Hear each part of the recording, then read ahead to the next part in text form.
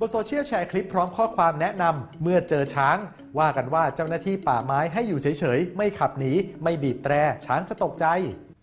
ชัวร์เหรอเรื่องนี้ถ้าจริงก็มีประโยชน์และควรรีบบอกกันครับแต่ก่อนจะแชร์ต่อต้องเช็คให้ถูกชัวร์ศูนย์ชัวร์ก่อนแชร์สำนักข่าวไทยอสมทจึงเดินทางไปสอบถามกับนายสัตวแพทย์พัทรพลมณีอ่อนหรือหมอล็อตคำแนะนำเมื่อเจอช้างที่เขาแชร์กันนี้ใช้ได้จริงไหมครับคลิปนี้เป็นคลิปที่เกิดขึ้นในอุทยานชาติเขาใหญ่อาจจะสัก 3-4 ปีมาละไม่บีบแต่ไม่เปิดไฟสูงถือว่าโอเคแล้วแต่ในเรื่องของไม่ขับหนีน่าจะเป็นข้อมูลที่คลาดเคลื่อนเพราะว่าเวลาที่เราเจอช้างบนเขาใหญ่ใช้คำว่าบนเขาใหญ่สิ่งสำคัญอย่างหนึ่งก็คือเราจะต้องติดเครื่องยนต์ไว้แล้วก็พร้อมที่จะเคลื่อนที่ไปข้างหน้าเวลาที่ช้างอยู่ด้านข้างหรือเคลื่อนที่ถอยหลังเวลาที่ช้างเดินเข้ามาหาเราแล้วทำไมรถในคลิปถึงถูกช้างเข้ามากระทำล่ะครับคือวันนั้นเองรถเยอะมากรถที่ประสบเหตุเขาไม่สามารถที่จะถอยหลังได้เพราะมันมีรถคันอื่นขับมาจ่อท้ายโดยการเองรถคันข้างหลังถ้าดูในคลิปจะมีเสียงบีบแต่เป็นระยะจะมีเสียงถ่ายรูปมีแสงแฟลชก็ยิ่งเป็นตัวกระตุ้นทำให้ช้างทั้งคู่หงุดหงิดดังนั้นข้อปฏิบัติเมื่อเจอช้างบนเขาใหญ่ควรปฏิบัติดังนี้ครับบนเขาใหญ่เองช้างจะรู้จักรถเขาเจอรถบ่อยมากประสาทสัมผัสของช้างที่ดีที่สุดก็คือหู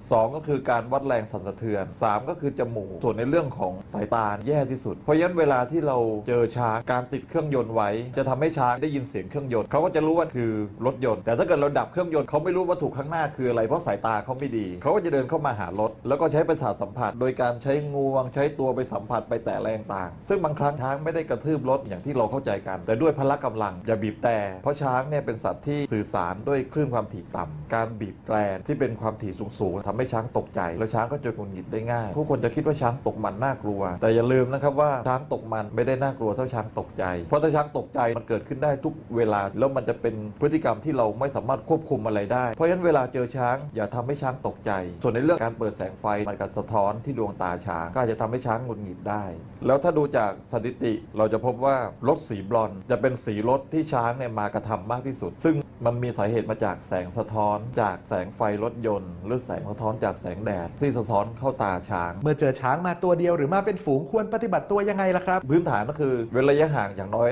50 เมตรถ้าเราเข้ามาเกินระยะปลอดภัยของช้างคือน้อยกว่า50 เมตรจะทำให้ช้างเขาเริ่มสนใจกับสิ่งที่เข้ามาในระยะปลอดภัยของเขาแล้วทำไมข้อปฏิบัติเมื่อเจอช้างแต่ละที่ถึงไม่เหมือนกันล่ะครับมันขึ้นอยู่กับพฤติกรรมการเรียนรู้ของช้างที่นั่นดังนั้นเมื่อเข้าเขตอุทยานควรปฏิบัติตามคำแนะนำของเจ้าหน้าที่อย่างเคร่งครัดตอนนี้อุทยานแห่งชาติหรือเขตรักษาพันธุ์แทบทุกที่มีป้ายให้คำแนะนำมีป้ายแจ้งเตือนอยู่แล้วแต่อย่างน้อยที่มีเหมือนกันมากที่สุดทุกพื้นที่ก็คือห้ามขับรถเร็วแล้วก็ให้ระมัดระวังทางช้างข้ามหรือทางที่สัตว์ป่าข้ามถนนถ้านักท่องเที่ยวรู้ปฏิบัติหรือทำการบ้านมาก่อนเวลาที่คุณเจอช้างนั่นคือโอกาสที่ดีที่คุณจะได้เห็นพฤติกรรมของช้างป่าได้สังเกตเรียนรู้สัญชาตญาณการดำรงชีวิตของช้างป่าซึ่งเป็นสัตว์ที่หาดูได้ยากมากในธรรมชาติมันไม่ใช่เป็นความโชคร้ายมันไม่ใช่ความซวยที่ขับรถแล้วมาเจอช้างดังนั้นสรุปแล้วคำแนะนำเมื่อเจอช้างที่เขาแชร์กันนี้เป็นยังไงครับเป็นคำแนะนำที่มีทั้งจริงแล้วก็ไม่จริงในส่วนที่จริงก็คือไม่บีบแตรไม่กระพริบไฟไม่ถ่ายรูปแฟลชอะไรพวกนี้แต่เรื่องของการไม่ขับรถหนีค่อนข้างคลาดเคลื่อน